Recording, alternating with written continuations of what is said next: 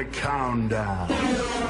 10, 9, 8, 7, 6, 5, 4, 3, 2, 1, 0.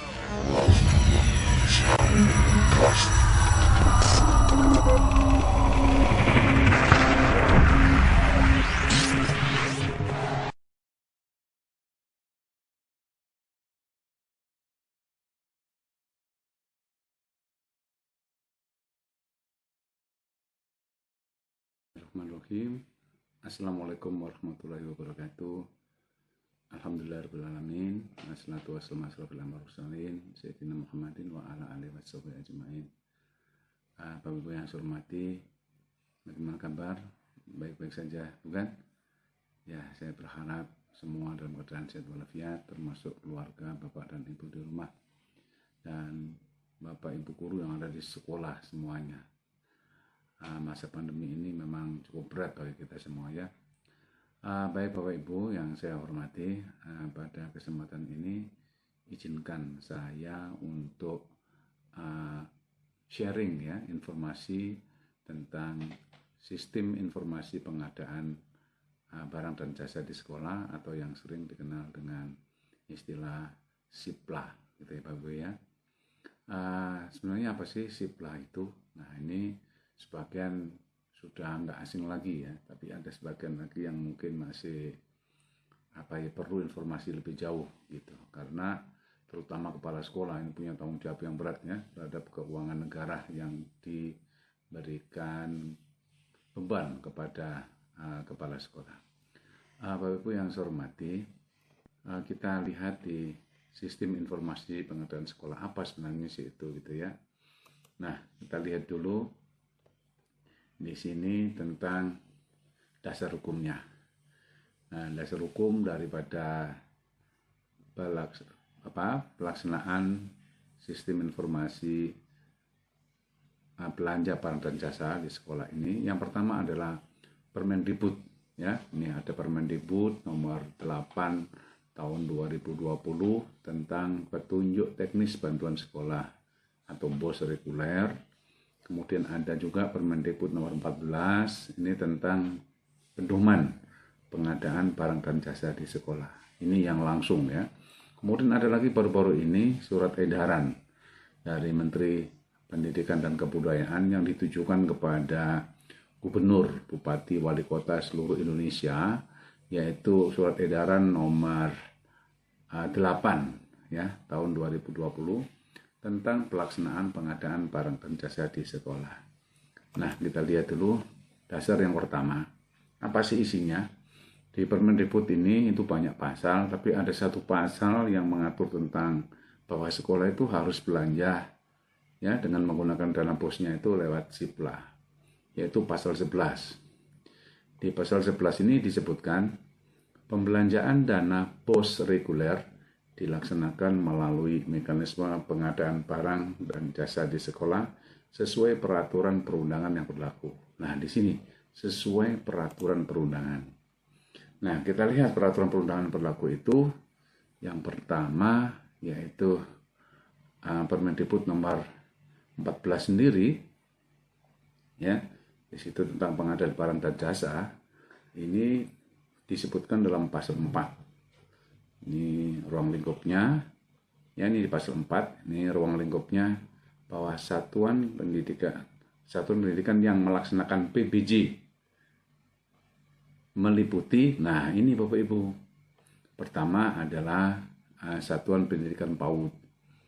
Jadi ini SD PAUD itu dan TK. Jadi siapa bilang mereka tidak harus belanja lewat SIPLA? Harus ya, menurut permen ini.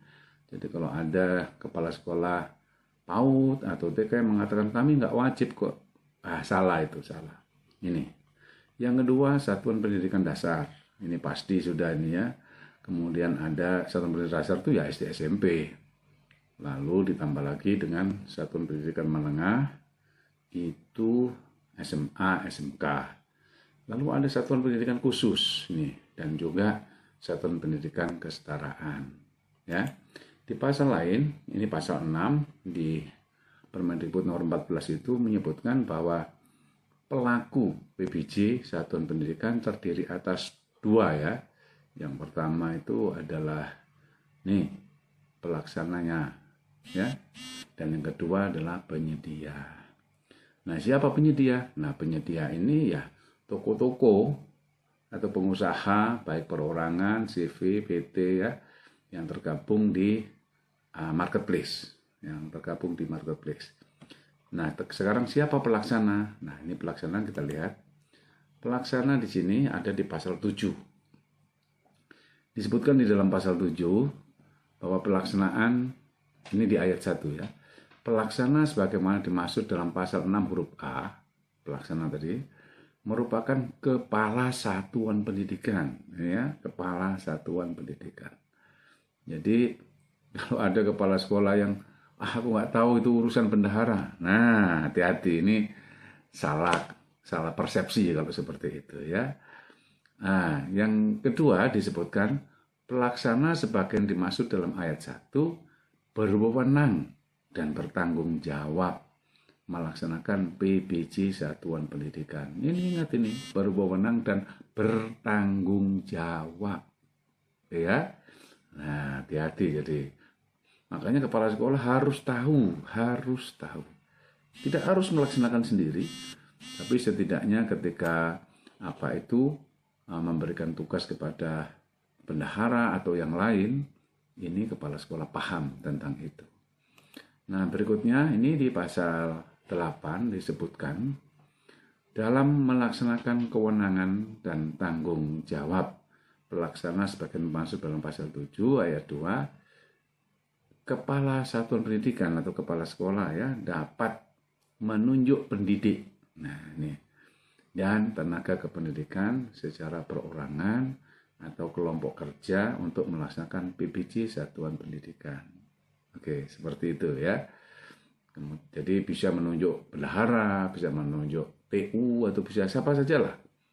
Yang penting di SK-kan oleh kepala sekolah. Nah, dasar yang berikutnya, yang ketiga adalah surat edaran dari Menteri Pendidikan.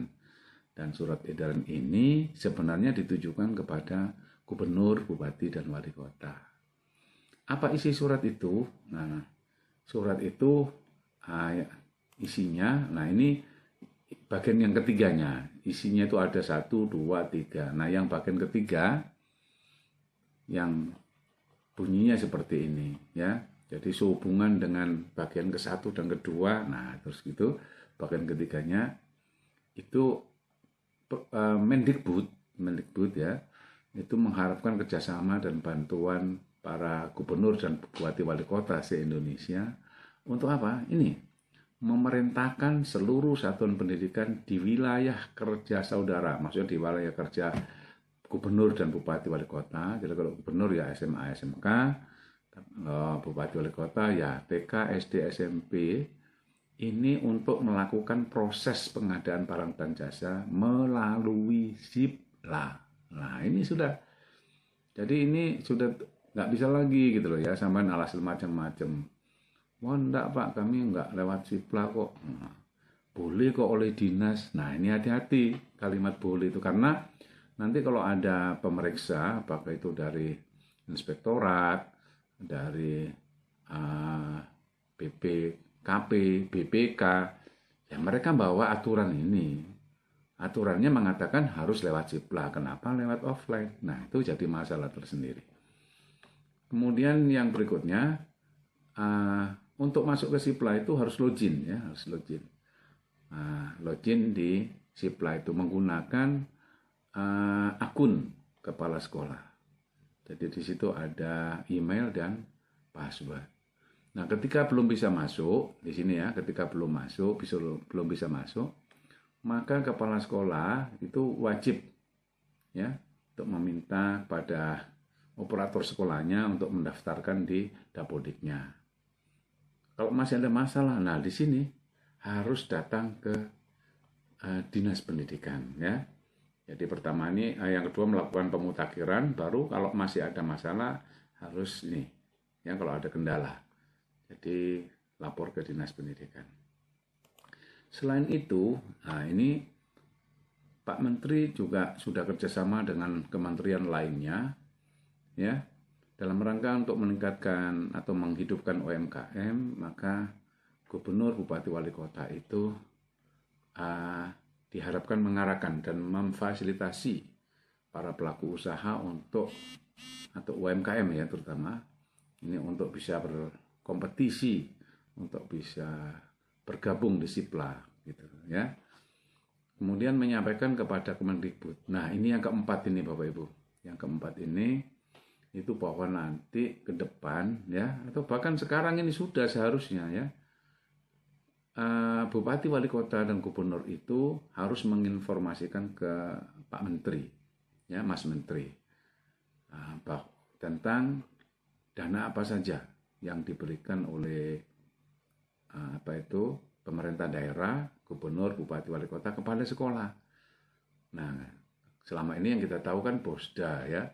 Jadi Bosda ini harus dilaporkan ke pusat. Nah, nanti pusat akan menjadikan Bosda ini juga seperti BOS sebagai sumber pendanaan sekolah, sehingga nanti masuk di aplikasi itu sebagai sumber dana.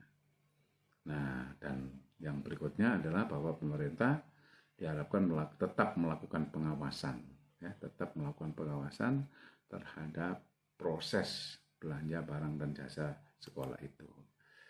Nah, Bapak Ibu, untuk lebih cermatnya ya, bagaimana sih cara belanja lewat SIPLA, maka kita akan ikuti, saya akan jelaskan ya. Ini kebetulan karena saya setelah pensiun ya, saya juga membuka toko dan bergabung di SIPLA. Makanya saya bisa sosialisasi ini dan saya paham betul tentang bagaimana cara belanja di sekolah itu. Makanya saya akan bimbing step by step ya kepada para sekolah, pada guru atau TO yang ditugasi untuk bisa belanja di SIPLA. Baik Bapak Ibu, kita ikuti selanjutnya.